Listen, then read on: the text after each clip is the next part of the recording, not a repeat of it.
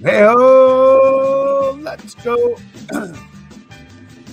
How's everybody on this President's Day evening as we continue our 2025 draft prep by looking at the best picks for the draft day bargains and busts? But as we always do, we begin by asking you the question, where else would you rather be than right here? Boom. Right now. One of us at least is joining you from what feels like the ice planet Hoth. 65-degree winds last night, blowing the snow all over the place. It's not as bad tonight, but it's about 35. So, on that note, it's warm and toasty in my house. With that, you are looking live at our Split Studios. This is Fantasy Baseball Now, episode 25. We are here as part of the ballnine.com podcast network, heading into our 72nd combined year of fantasy baseball experience. Mike and I are here to talk about fantasy baseball and some Major League Baseball as a mix, including bargains and busts, hot stove happenings. Rafael Devers held a presser today. We'll get to that later. So much for that. Yeah, he didn't really leave much doubt as to where he stood. No. How are you, my friend? I'm good. Wait, I thought we were talking about in honor of President's Day. I thought we were going to spend some time on UL, Ron, Claudel, or Herb Washington, Grover Cleveland Alexander, Otis or Trot Nixon. I thought we were going to talk about presidential names, but I'm looking forward to this. So this one, when we get to the do not draft, there's definitely that'll be a different conversation because than the sleeper portion of this. But well, I think the last thing I said when we were leaving last week was maybe we'll have some Alex Bregman news. We did. We did have some Alex Bregman news. Good for him. Yeah, he got paid. Good place for him. $1 million more per year than the other competitors. So same AAV as Aaron Judge. Jesus Christ. The Red Sox outbid themselves, but they got their guy. You know, you want a guy. It's just like a fantasy baseball draft. Some people tell you it's too early, but you want your guy, you go get him. Interestingly, they upgraded the position. However, the incumbent is not happy. No. You know, I affectionately refer to him as Iron Glove Devers. Yeah. And I'm just not sure how that's going to look if they placate their guy and let him go butcher it up at third with a Gold Glove caliber guy out of position at second base. I don't know how you square that. It's not like he can face Garrett Cole every day of the year to pad the offensive numbers. Okay, it's just a few times.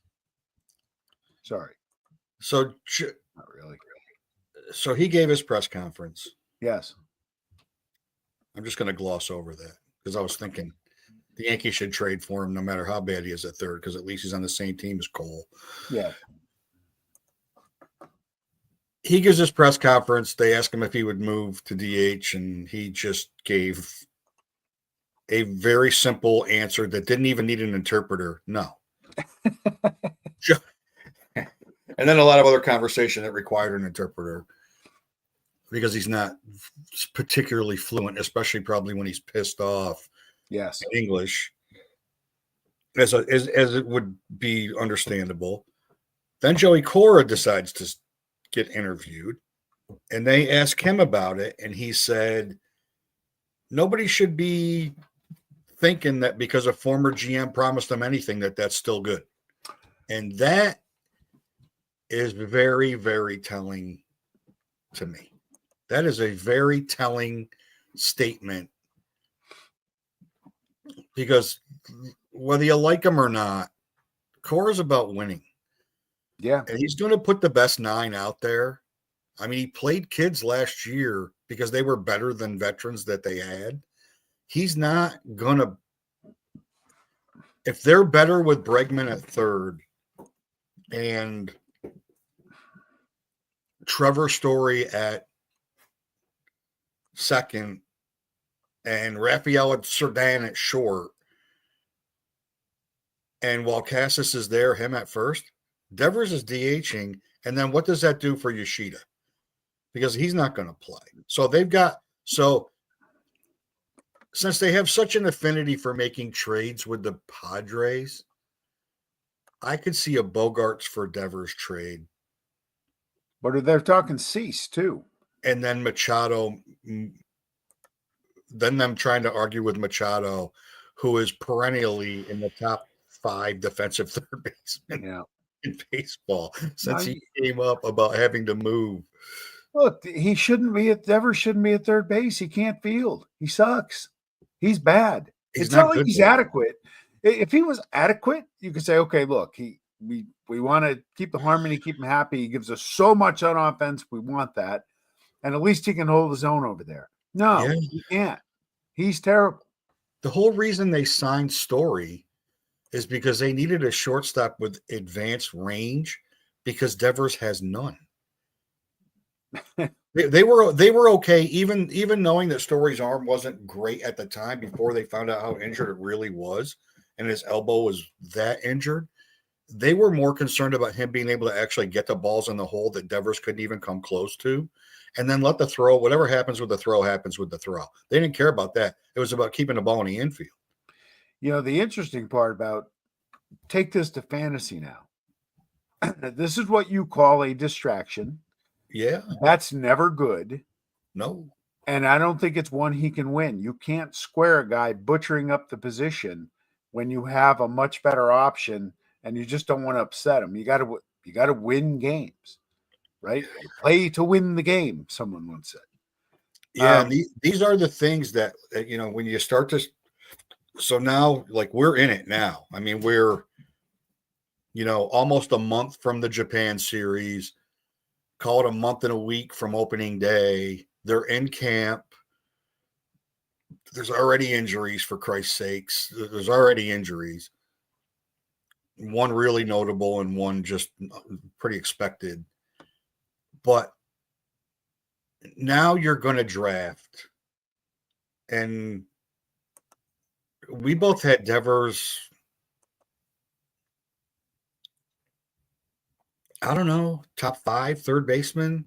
Pretty high, if not higher than that. Pretty high.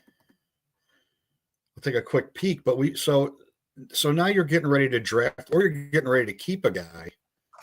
You're in a, you know, I had him second, you had him third. So let's say he moves to DH only, our favorite position, the most limiting position for your roster. Unless you're Kyle Schwarber, if he can hit 240. Let's say he moves there. You got him as a third baseman until in our league, June 1. In other leagues, once he hits 15 games as DH, he's no longer eligible. In some leagues, he's eligible for the entire season. In some leagues, he's a third baseman, and then next year he's not.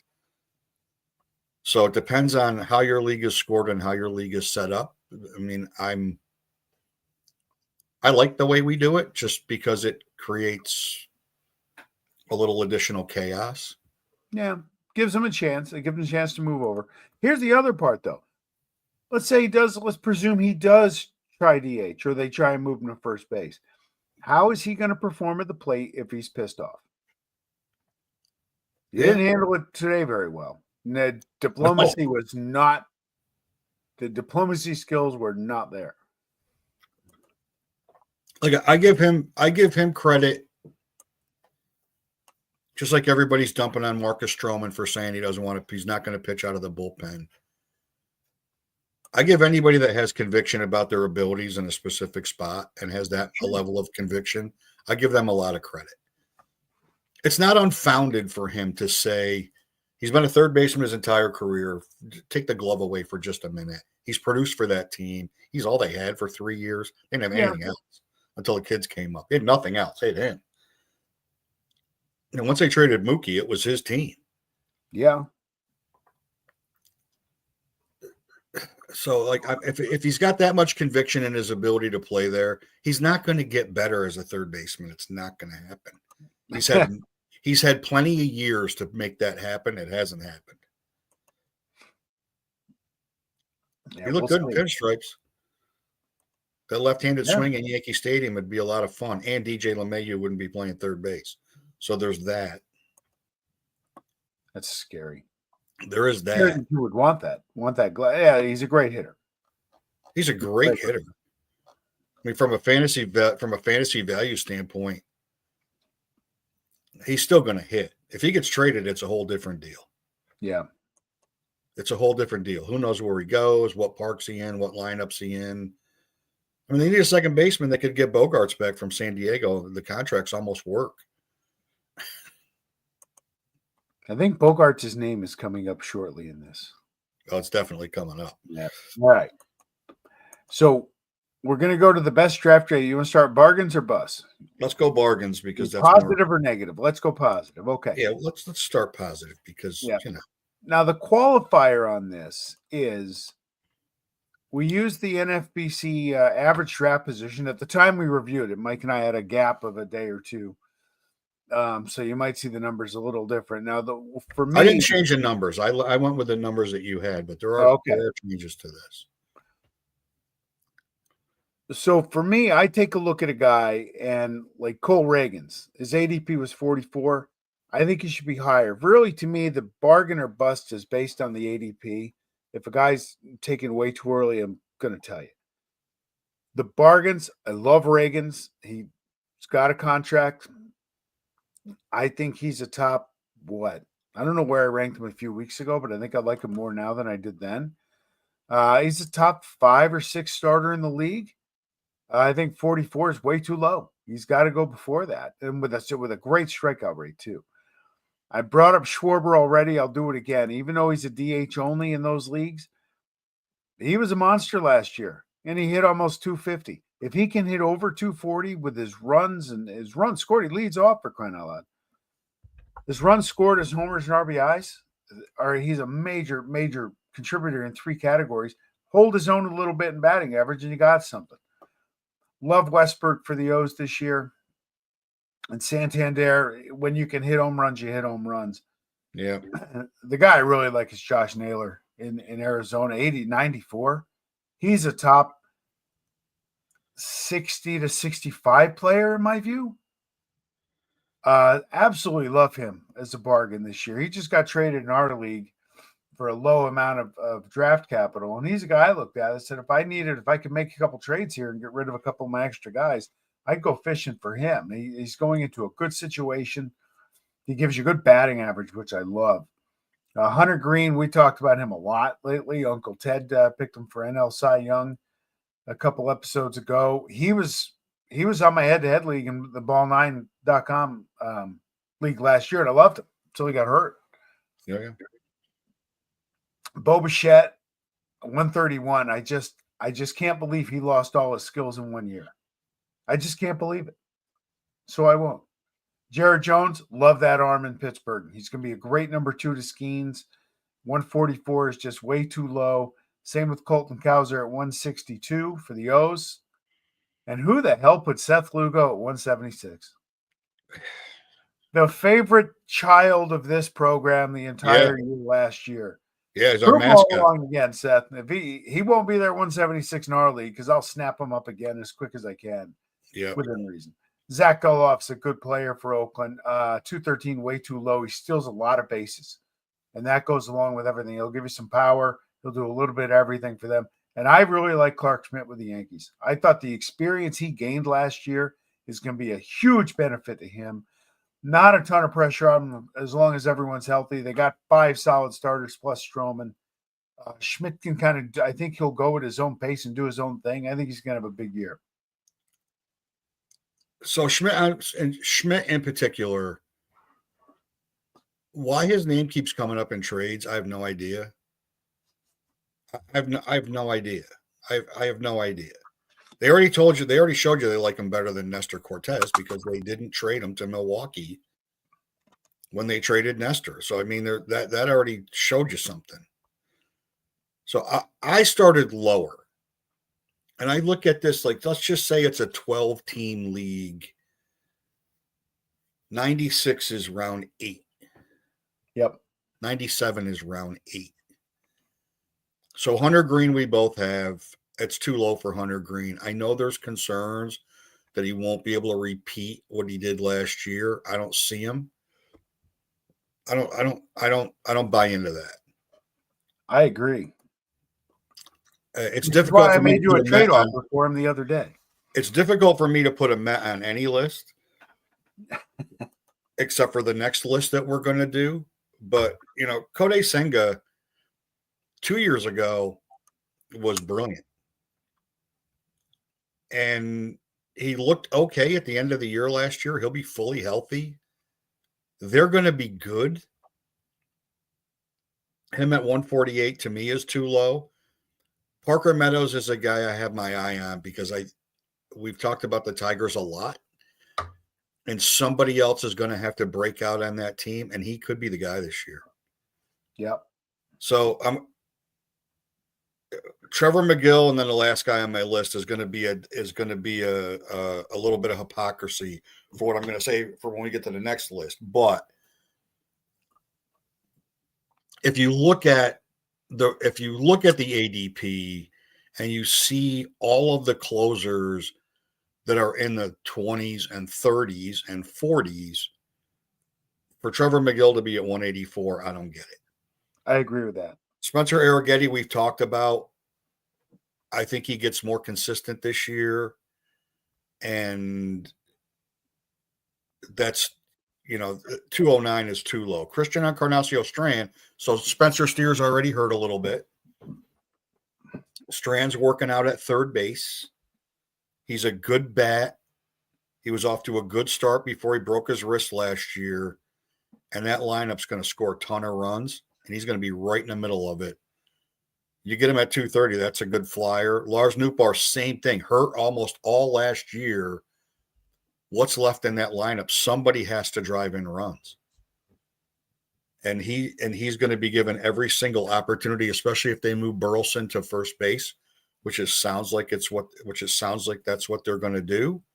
Then he's going to get plenty of playing time. Evan Carter had a lost year last year. The year before, no.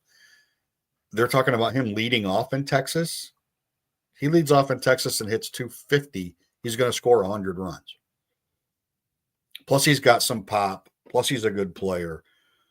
Jesus Luzardo at 299. I'm telling you, if we draft the 22nd of March, if he's made a couple of spring training starts by the 22nd of March, yep, and he looks great and he's healthy, he's going to be gone in the first 5 rounds. I guarantee it. I love that. He's got everything that you would ever believe to be a great starter, and he could easily go to number 3 in that rotation instead of 5 in a minute because he's got better stuff than Sanchez and Suarez. It's just him as a matter of being healthy. Yeah. Bubba Chandler on the Pirates, if he makes the team, even if he doesn't, if you're in a dynasty league and he's still floating around there, he's well worth it. Thairo Estrada in Colorado, he's going to be a sleeper second baseman this year. He hit in San Francisco, former Yankee, by the way. He hit in San Francisco. He's going to hit, and he's going to hit because he's going to hit. Mike, read this comment before you keep going. Oh, I got to exit full screen because I can't read. Look at that. Look at that. Out from under his rock. Ken Cat, hope all is well, buddy. We miss you. Thanks for checking in, bud. Appreciate that. We miss you. The guy that replaced you won 3 times in 4 years. Thanks. Yeah. Come on back. We need somebody. All right, Mike, go back. Great. And then last but not least, if Chris Martin at 573, if he's going to close in Texas and they're going to win, I'm very high in the Texas Rangers this year. They're going to win 88 to 95 games. He can get 35 to 40 saves easy. And, strike out a ton of guys, but doesn't give up a lot of hits. He doesn't give up any walks at all. So, yeah. I think it's, as I continue to play, since Uncle Ted got me into the rabbit hole of this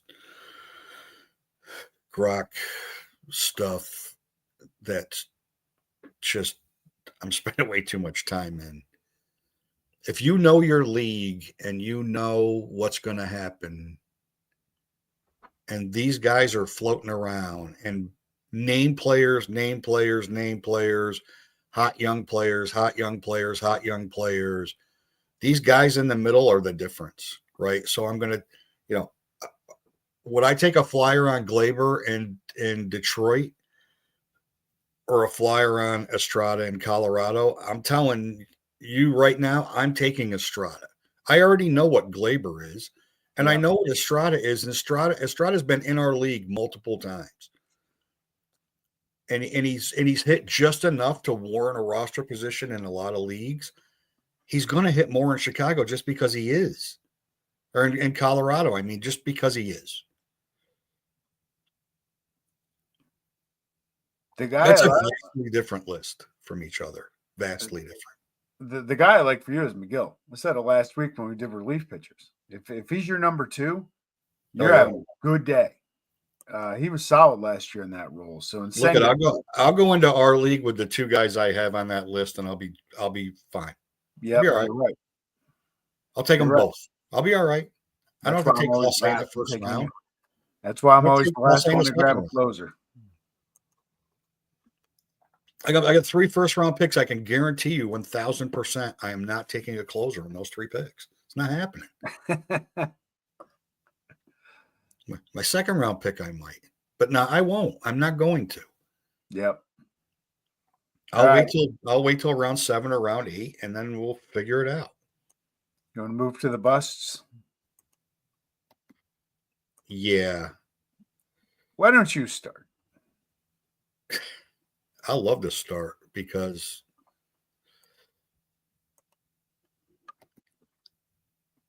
I know he's good,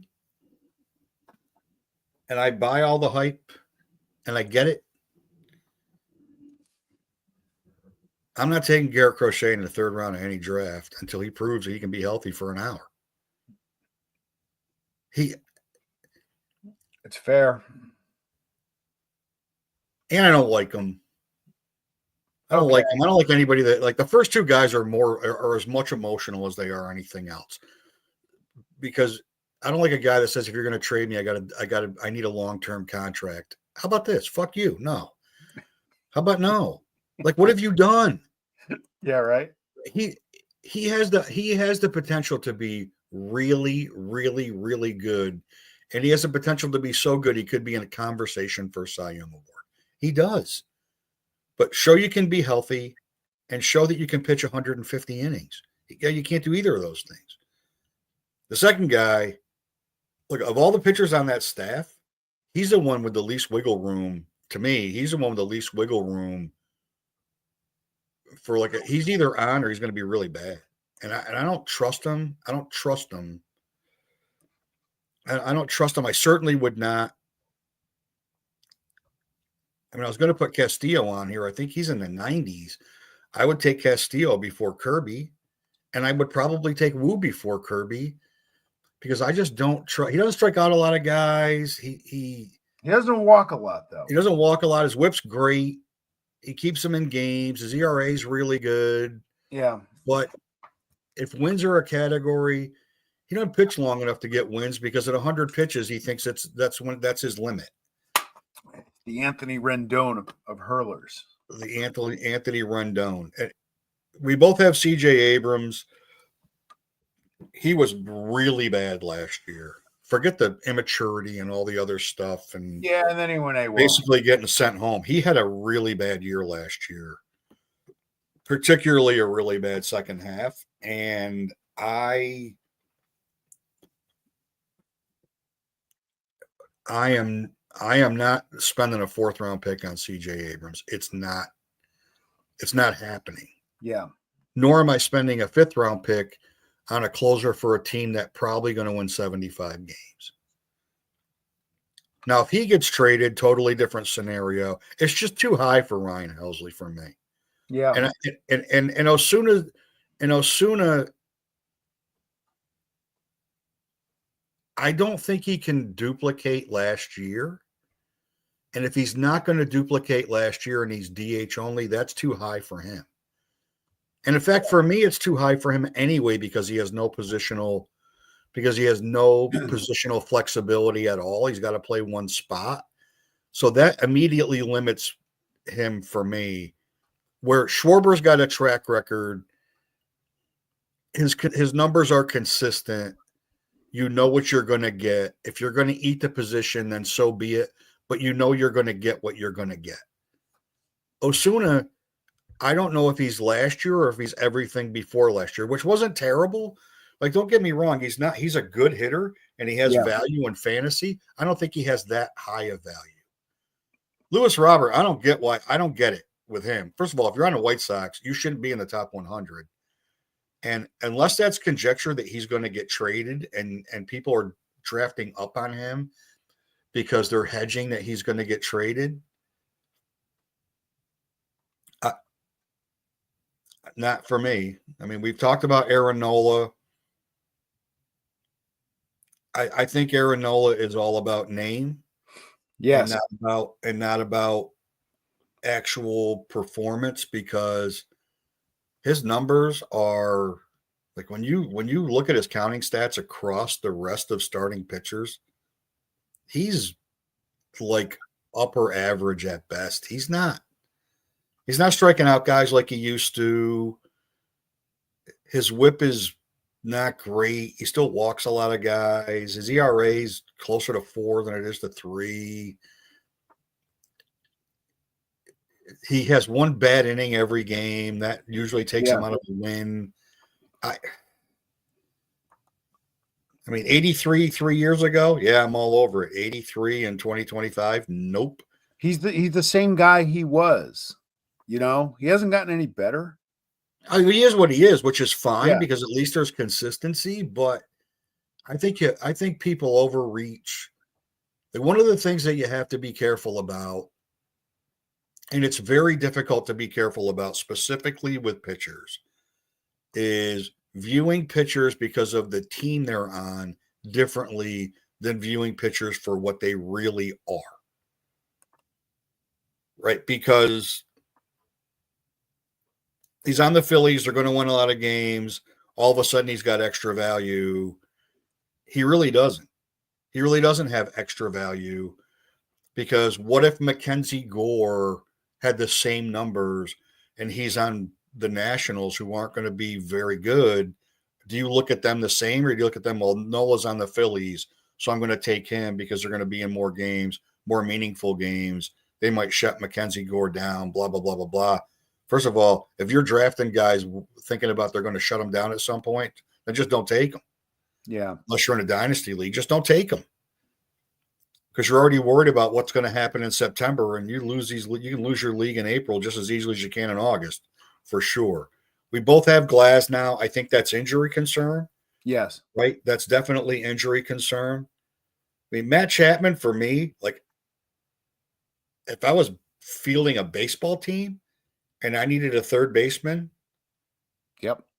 I'd grab him in a minute, because I know that there would be nothing getting by him at third base and he would give me some production. But after Memorial Day, I don't want Matt Chapman on my team. I mean, he's great to take at 126, but you better have a third baseman, because he doesn't hit after Memorial Day. He's Henry Rodriguez reborn. He doesn't do enough offensively anymore. He's not a hitter's park for right-handed hitters. Yeah. That's too high for me. You got Bichette on your sleeper list. I got Bichette on, you know what? I like him. I hope I'm wrong. I'm not touching him with a 10-foot pole. If he's there in the 15th round and nobody's taking him, I'll stick him on my bench, but I am not taking him. First of all, he murdered my team in the Ball 9 League last year. Murdered it, because I took him so early. And much like your number 11 and my number 10 might be spite picks. They are spite picks. There might be some spite. We both have Bogarts. 100% spite on there. He was going on that list no matter what. I'm not taking Bogarts. No. I'm not getting near him. They're trying to trade him. he's diminished. I don't know what's going on with him. I don't know if it's his head or if it's just he's just not as good as he used to be, or maybe I can get along with Tati. Who knows with him? He's a funky dude, but he's playing short because they're moving Cronenworth a second. So does he have positional value? I don't know. I mean, he's not a great shortstop anymore. He doesn't have positional value in fantasy because the shortstop position is so deep. Yeah, it is deep. Yeah, when we both have C.J. Abrams on this list, yeah, that's how deep the position is. You know what I mean? Exactly. There's no second baseman on here. Oh, you got Altuve, but that's probably that's he comes up a little short for you. And then last but not least for me, I see what you did there. Yes. Last but not least for me,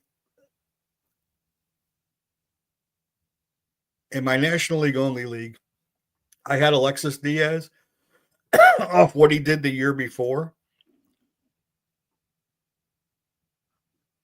There could be a commissioner's mandate making me have him on my team. I'll quit. There you go. I'll quit rather than have him on my team again. Only because they're Kyle Finnegan's rumored to be going there. All they've talked about all in the offseason is replacing him and putting him back in the 8th inning. He walks way too many guys. He just walks way too many guys to be a closer. Yeah. And look, if I want to have heartburn every time my closer pitches, I'll just draft Chapman and I'll deal with it. But like I'm not taking him. I mean, if it was 224, he wouldn't even be on here. Like in round 10, 11, 12, yeah, why not? I want a second or a third closer. I'll take him because somebody has to close in Cincinnati if they don't sign somebody else or make a trade. But I'm not taking him by choice as my first or second closer. Okay. All right. So look, close your eyes, unattach the name. I'm going to read you these stats. 147 games played, 542 at bats, 81 runs, 22 homers, 89 RBIs, 9 steals, 282. Outside of 282, you got to get a lot more than that than a guy being picked 22nd in your draft, the second round of drafts. Well, when you hit second and the jackass in front of you hits 50 solo homers, it's kind of hard to drive in any runs. 2,200. It's too high. I agree. It's too high. 35 years old, it's too high. At the most, he should go in the 40s. At the most, that's a drop off. That's a drop off. I don't care how Shohei what he's doing in front. It's still a drop off. Yeah, I what 50 points off his batting average the year before with 331 is pretty. I do agree. That's probably name is some of it for sure. I mean, he's definitely he's definitely has a Hall of Fame career. Oh, he's got all that. Building a Hall of Fame career. Sure. But I also think the lineup has something to do with it, with where he's being drafted. Yeah. I didn't look at where Mookie is on that list. I'm sure he's very high. So it would not be unreasonable if Mookie's in the top 10. Okay. Then William Contreras. No slight on this guy. He's the best catcher in baseball, best fantasy catcher. I just don't believe the catcher position is worth taking a guy in the first 2 rounds. I just don't. Because the difference between him and the third best catcher, whoever that is, pick a name, right? Is the disparity of a 4 or 5 rounder. Is Contreras going to give you that much more compared to the other catchers? It's too high. So he's, as of today, 25. Yainer Diaz is 56. He was almost on my first list. All right, Rutschman is 60. Rutschman's 63. And is Contreras that much better than those guys? We're talking. There's my example: 30 or 40 picks. Sal Perez is 70. Is Contreras that much better offensively than Sal Perez? No, He's not. But if you value catcher, and you want the best catcher, then you got to take him in the first 2 rounds. I wouldn't take him that high. I agree with you. I would not. Fourth round is the earliest. Machado, you talked about Ozuna or whoever that the time has just kind of come for regression. I think Machado's in that category. I think 34 is way too high. And Michael Harris looks the part, a lot of potential. I love him this year. 37. I love him this year. But his numbers don't add up. As the great people at 518 Bookkeeping here in Albany say, it's all about the numbers. Numbers don't lie. His second half was really good. I know it was, and I know Acuna said he's 90 or 95%. He's a better hitter with Acuna in the lineup. Okay. I'm really high on Harris this year. I get it at 37. Moment. I get it. Way too high. I'd probably take him at 37. He's in the 50s at best 50s. And I really hope Jacob deGrom stays healthy this year. I can't pick a guy with that injury history with his elbow and his shoulder. I just can't pick him in the 4th round of an open draft. I just can't. It's risk versus reward. You get a big reward if he's right. I know. But he hasn't been right in, 5 years? If he's right and throws 150 innings, then he was way underdrafted at 42 just because he's going to be what he is. I mean, he was what he was when he pitched in the very end of the year last year. He is what he is as far as a pitcher goes.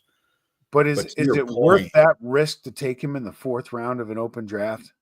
Well, for both of us, if Glasnow's not worth the risk at 105, how can DeGrom be worth the risk at 42? Can't be. I'll skip it. Glasnow's great too. Glasnow's great when he pitches. He's great. His best was 112 innings career before last year, and he got there, but you just can't count on him. You touched on Abrams. I agree with what you said. Josh Hader is so hit and miss, and again, the relief pitching position to me is overvalued in these drafts. He's got no business being in the top 50. Altuve's another guy. The numbers just don't add up to scream top 60. They just don't. He's gotten up there with age. He's just not worth it. I can't trade him to save my life in our league because everybody hates the guy, so nobody wants him. So it comes cheap, man. Give me a 12th round pick. Max Fried, numbers don't always lie. This is a hunch. I just have a feeling he's going to have a tough time adjusting to New York. The next Sonny Gray, okay?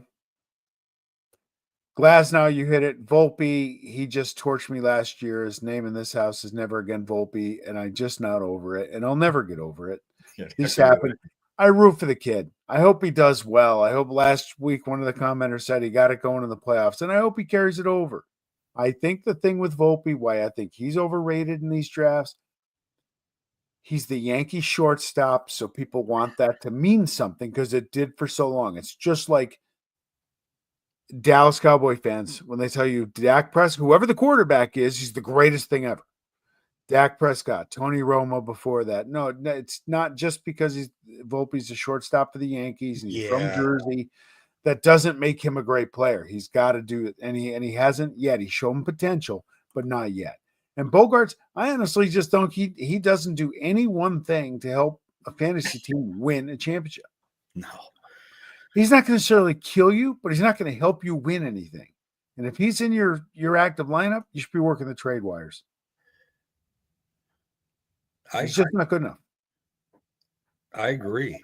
So this is shortstop.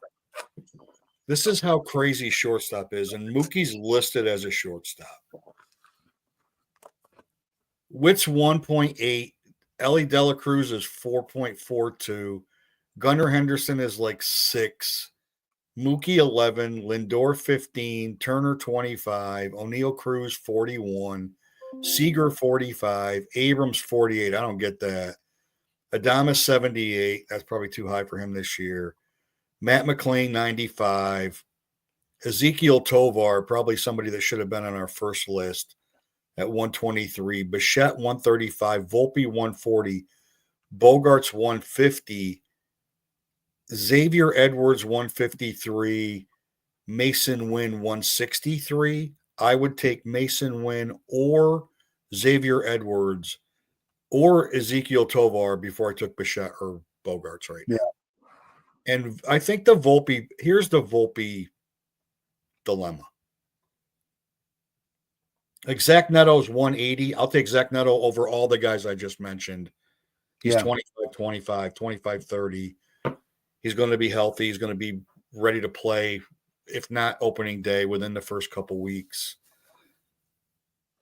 The Volpe dilemma is Yankee fans, and I am one, but I'm not as insufferable as a lot of them. Close. I try, but I try. But he's 2 years removed from a 70 stolen base minor league season, like where he tore it up, and they begged, and everybody, including me, I begged, just call him up, do the Jeter thing, put him in leadoff, and let's go. And whatever happens, happens. The lineup's good enough to carry him if he sucks in leadoff. They move him around. He has times where he has a great swing. He has times where he doesn't. He's still trying to figure it out as a major leaguer. Everybody wants to look by that because he is a Gold Glove shortstop. Yeah. So I think it's the hype with him doesn't match the productivity. And if you're like our league has multiple Yankee fans, so his value's always going to be higher than it really is. Like, you're picking a baseball team and they tell you got to put Volpe at shortstop. I'm like, all right, I'm okay with that. He'll hit what he hits. He'll be great in the field, and then hopefully he hits better than he did last year. I'd be okay with that. But from a fantasy perspective, like, I'm a Yankee fan. I'm not taking Anthony Volpe. Yeah. I will if I've got roster spots open and I'm filling a bench, and all I ever do when I fill a bench, unless somebody's hurt, is I just pick upside guys. That's all I ever do when I fill my bench spots. I just pick guys with upside. Like, I pick I go right to the breakout list. Who's going to break out this year? Who could be the guy? Yeah. Who could be a guy that I could end up saving in a dynasty league? That's what I look for at that part of the draft. Hopefully I'm not filling in my team unless I need a closer number 2. I would take Volpe as a second shortstop, but if I'm with that list that I just read to you, yeah, with how deep that position is, if I have to go into the season with him as my shortstop, I damn well better have Kettle Marte. I better have, Vladdy at first, Kettle Marte at second, and I better have somebody really good at third, or I better have a loaded outfield. Yeah. Where I know he's going to play every day, so he's going to give me counting stats, and it'll be okay. Now, maybe he'll run more this year. Now they're talking about Bellinger leading off. Well, they might have to manufacture runs because Giancarlo, don't call me Mike Stanton, now has 2 injured elbows. Let's segue to the hot stove update. What 2 elbows? I didn't read much about that. I wish I was surprised by that. Apparently, they both bothered him last year. They certainly didn't bother him in October. Okay. But, and Bob, for you to have a Iron Brigade Battlefield Bob to have Ronald Acuna Jr. as a bust, just. He's got Austin Wells as a bargain, though. Well, he could be. I do like Robles and I do like Matt Shaw. Yeah. So they knew that this was an injury, but to show up with what basically accounts to tennis elbow in both elbows, and he's a pretty fit, strong guy. For him to say the pain is so bad that he's got to ease in. Boone didn't seem entirely concerned about it. And I wasn't all that concerned about it until he said he was maybe looking at Dom Smith for DH at bats today. And that's when I started to be like, what are we doing here? Like, what are we doing? Like, Is what he the going to be fuck ready for opening day? were the New York Yankees? I don't think he's going to be. I don't think he's going to be. I mean, look, if you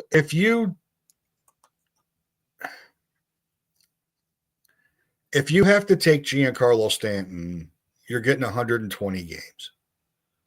That's what you're getting. Yeah. You're not getting 150. You're never getting 150. No. So why would you ever take anybody who's going to play 120 games? Why would you?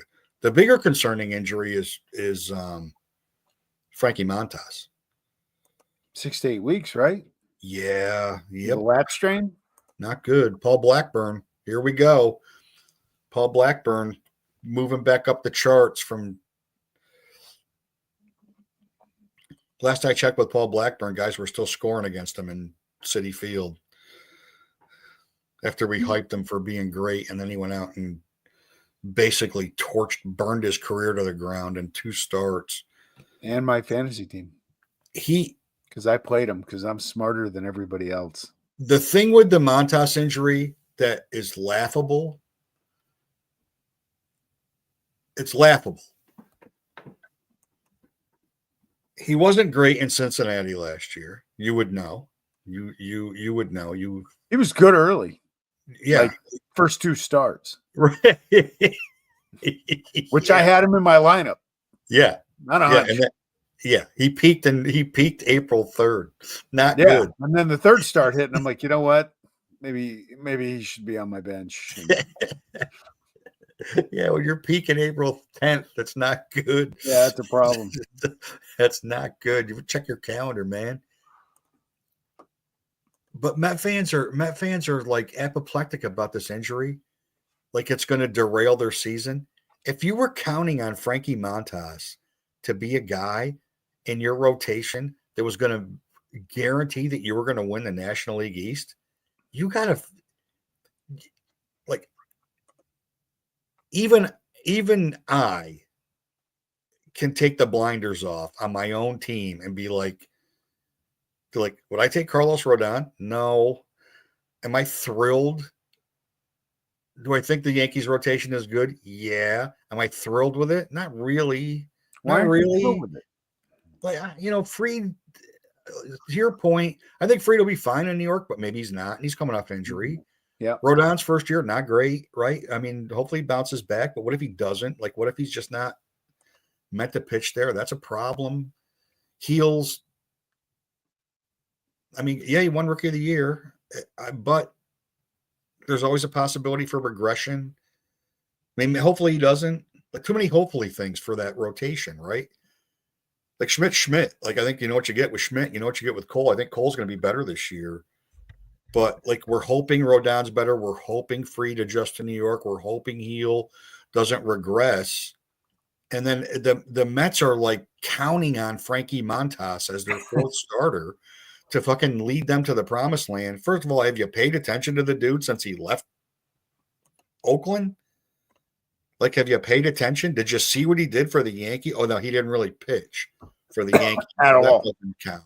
At all. Bamboozled by, of all teams, the fucking A's. Bamboozled in a trade by the A's.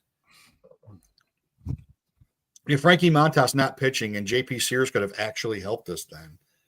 No, my setting is off. Hey, I got to show you this, by the way. I got my official Oakland Coliseum dirt and also with the sticker from the last dive bar from the last home game, September 26th. That's nicely packaged. Of last year. Oh, yeah, it's nice. It's nice. That's and nicely it's now a packaged. business expense. It would be added value if Ricky Henderson actually stepped foot on that dirt. Now it's a business expense because I put it on here. Yeah, I take it out to rub it on the invisible ink ledgers that my clients give me to see what the real numbers are when they're trying to get one over on the government. Gotcha. Breaking to Boston, you worried about them? They're now the favorites in the AL East? No, they're going to finish second. I think they passed Baltimore. I think they have too. I think they passed Baltimore. What's Baltimore done? Like, honestly. Nothing. The What have biggest they Oriole done? fan I know, actually, one of the two biggest Oriole fans I know, maybe three if I count Willie, blasted him. Booger Baseball blasted the O's. Just like, what are they doing? They've done nothing in the offseason. He's furious. And there's nobody left to help them. There's still a ton of unsigned free agents. Excuse me. There's still a ton of unsigned free agents, but who are they going to add right now to that rotation that's out there? Nobody, unless they make a trade. But who are they going to trade for? Yeah. Like who are they going to trade for? They're going to have to give up Kerstead. I would be giving up somebody, and he might be the guy because he's got a lot of qualities for a future DH only. So you lose a lot of. He's a large man. I'm telling you. Yeah, he can hit. He's a very large guy. I would trade two of them. I don't know which two. Wouldn't be Holiday, but I would trade two of them. They got a lot. They got a lot. They got a lot. They got a lot on the offensive side. A lot. They can't get them all in the lineup. They have too many guys. The same problem. Losing Santander didn't even help them. And they still don't have a real first baseman, Mountcastle or O'Hearn. Like they don't trust Mountcastle enough to play him every day. O'Hearn's got to play. Kerstead doesn't really have a spot. Where's Cowser going to play? Yep. What's their outfield going to actually look like? Because if Cedric Mullins is going, he can't not be in the lineup. They got another catcher coming who's supposed to be, a shade below Rutschman. Yeah, Rutschman's so good defensively, you can't move him to first base. You can't move. I don't think you can get rid of Rutschman.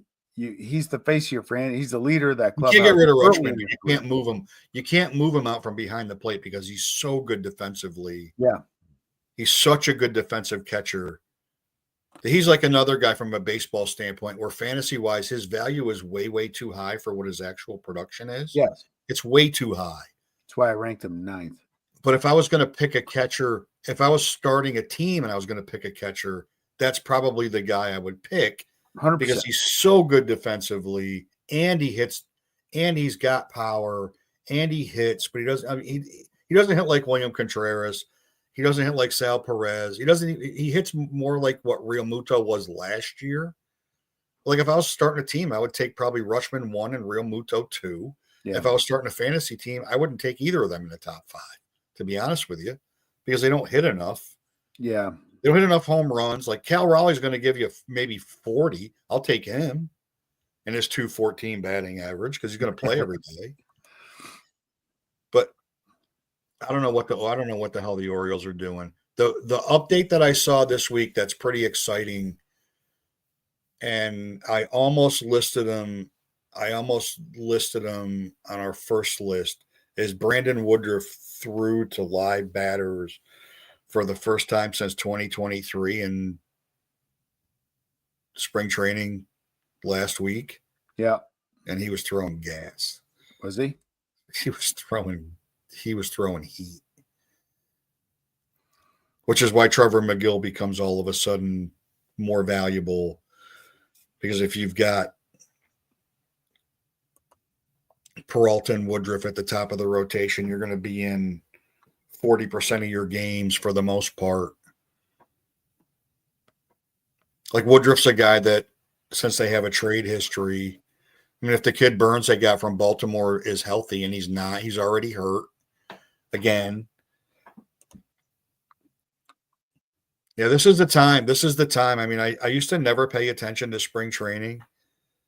And I just was like, whatever, maybe I'll watch a game, maybe I won't. But like as time has gone by, I paid more and more attention, particularly on the pitching side and particularly on the injury side. And a lot of it probably has to do with when I got in that National League only league, is that like we have limited bench spots and limited IL spots. And if you take a guy that's going to be like, I had Robbie Ray buried on one of my 3 IL spots for a lot of last year.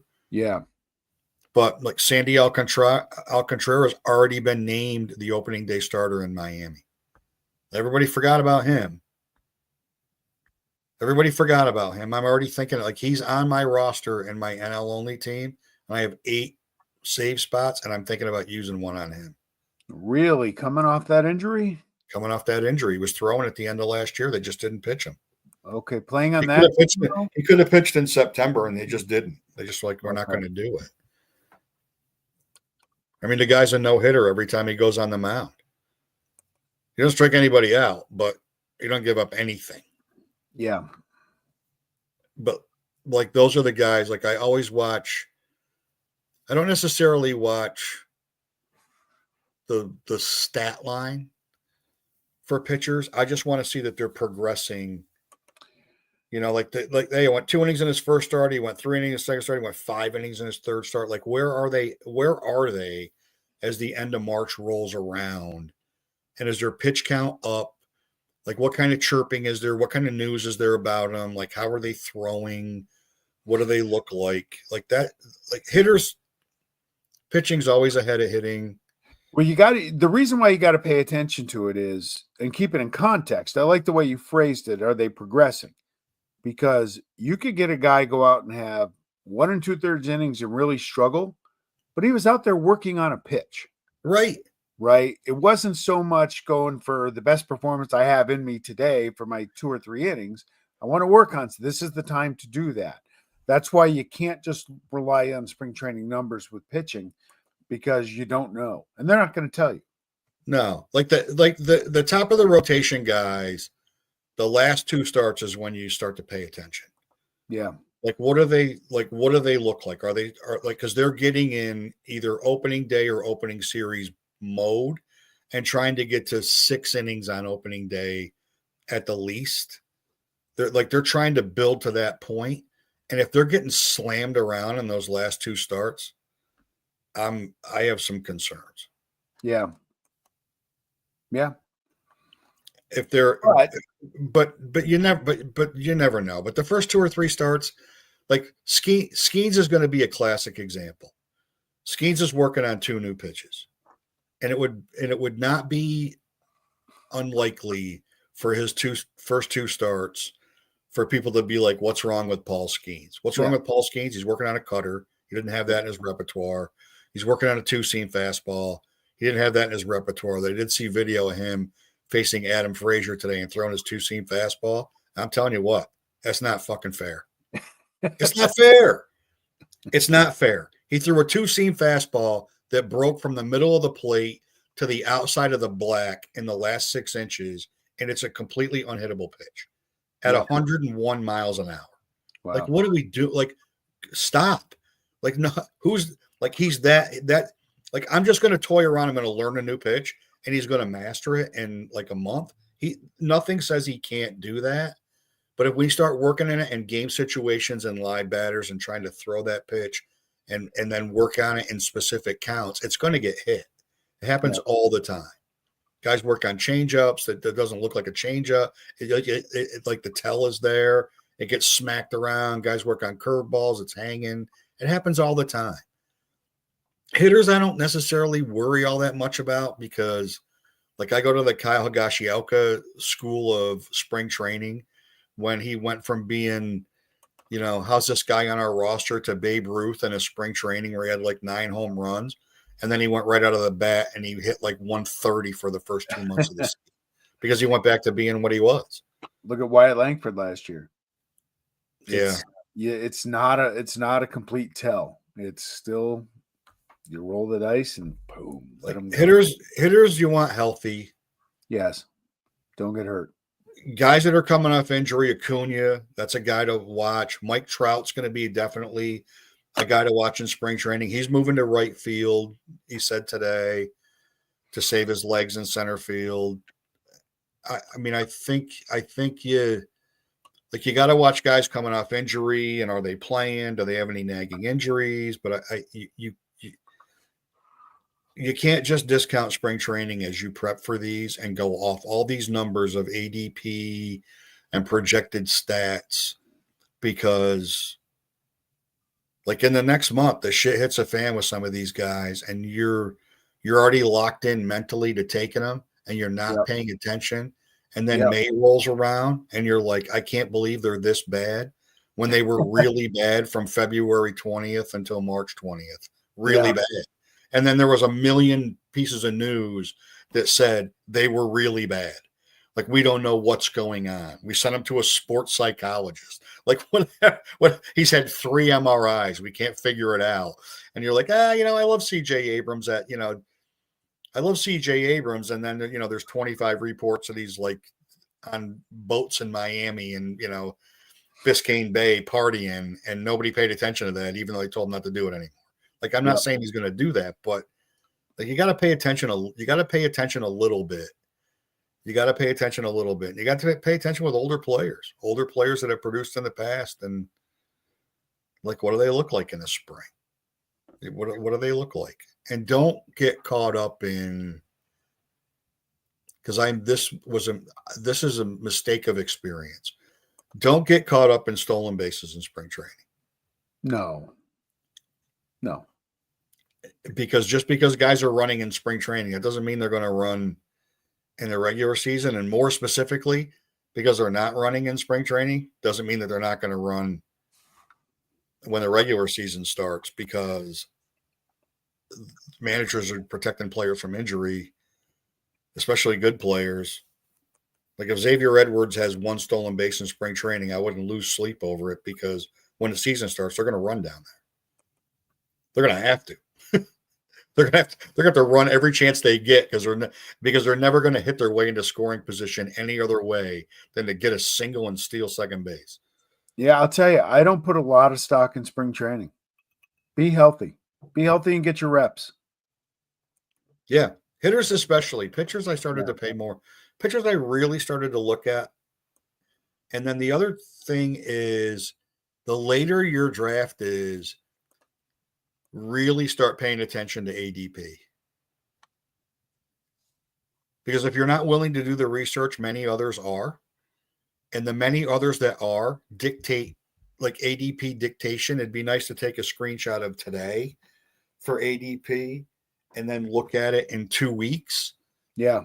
Because guys will rise and fall based on information, based on injury, based on a lot of different stuff. And then as games start playing, they'll rise and fall again. Yep. And by paying attention to that, you get a pretty good indicator of who's doing, like, people are doing research for sure. They're doing batting lineup research. Where are they going to hit? They hit 3rd last year. They're going to hit 6th this year because of additions. It's, We're 4.5 weeks out? 4.5 weeks out. The lineup you want to look at is Houston. And you want to pay attention to Houston players, except for Altuve and Yordan, who probably aren't going to move from where they were last year. Losing Bregman and Tucker out of that lineup, guys are going to move around that lineup, and where they hit's going to matter. Yeah. And it might not be good. No, that's too bad they lost those guys. Ha! Not. I feel bad. All right. Next week, Tuesday or Wednesday, tentative? Either one is fine for me. It really depends on if I get a high school basketball playoff game on Tuesday. Yeah, yeah. My high school boys are already out, and the girls are playing tomorrow night, and they'll be out. And they'll be out after tomorrow night. And neither of my high school boys or girls teams will make the state. So, okay. All right. So we'll plan next Tuesday or Wednesday, 30 Eastern. What we're going to get into our division. You're going to have to start following at Fantasy Base Beat now on the X, and then you'll get some ideas of what we're going to talk about. Because right now, at this moment, we don't have a fucking clue. and you might have already surmised we don't have a clue anyway, but we don't know specifically what we're not going to have a clue about next week. No, we just make this shit up as we go. Yeah, we do. We just wing it. That's it. It's your fault it's your fault for tuning in. It'll work out. Thanks if you did. All right. Appreciate it. See you.